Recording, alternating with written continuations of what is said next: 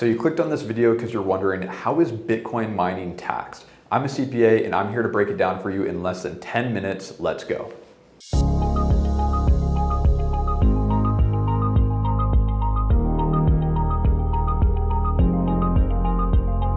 So the scenario here is that you purchased miners for $50,000 and maybe you added them to a mining pool. And after some time, you receive a mining reward of 0.01 Bitcoin when Bitcoin is worth $100,000. So the question here is, how is it taxed? And what can we do about it? And what are the ways that we can potentially optimize this, help offset costs, things like that. So we'll break down that calculation for you here. So it's actually fairly straightforward, and if you've watched our staking video, it's very, very similar to that. But essentially, anytime you receive a reward, it is taxed as income. So rewards include things like staking, mining, liquidity pool rewards, airdrops, even hard forks. All of those are taxed as ordinary income, meaning that this is not a capital gain.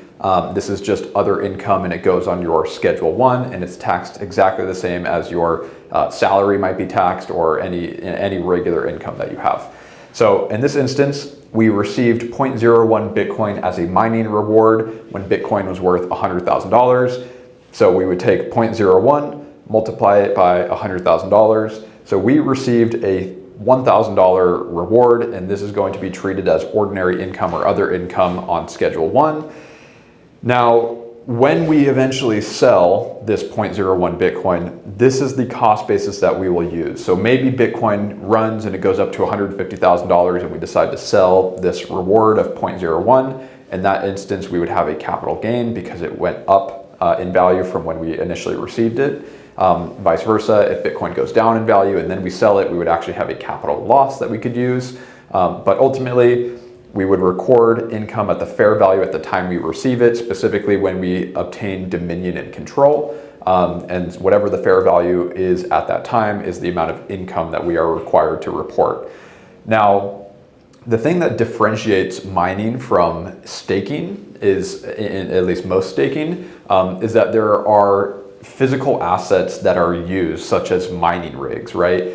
When you buy a physical asset like a mining rig, and then you use that to produce income, such as Bitcoin mining here, you can actually treat this as a business, not just a hobby. So you would use Schedule C, and because we had mining rigs that are a depreciable asset, we can actually depreciate those mining rigs on Schedule C and use that expense to offset the business income. And you don't need to file an LLC or any entity like that.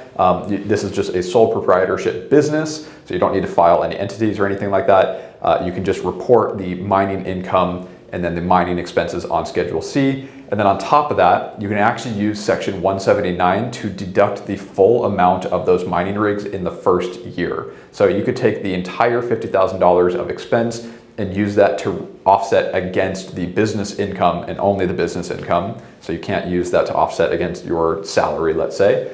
Now, the one thing to note here is that you cannot report 3 years of loss in a row. Otherwise, the IRS will say, this is not a business, this is a hobby. You're in the hobby of losing money on mining rigs, so they will disallow that business deduction. So just make sure that you're not going to report 3 years of loss in a row. If you're reporting as a business and business income, you need to show income within that 3-year span. But yeah, that's very, very powerful because you have this expense that you can actually depreciate and use to offset against the income like this. And by the way, my name is Justin. I'm the head CPA at the crypto accounting firm CountonsheepYT, and we solely focus on crypto tax preparation. So if you work with TurboTax or a traditional tax preparer, that's perfect. That's where we come in. We handle just the crypto portion of it, filled out, ready to file, and then we pass that back to you so you can either plug it into TurboTax or hand it off to your tax preparer who might not necessarily know crypto like we do, and then you're good to go. And if you enjoyed today's crypto tax lesson, make sure to follow for more videos like this. And as you know, the crypto regulatory landscape is constantly evolving. So if you want help navigating the new guidance and strategizing around the new guidance, definitely follow for more. We are going to be releasing videos as news comes out, and we're going to be helping you navigate the new environment. So make sure to subscribe and turn on the bell notification for more.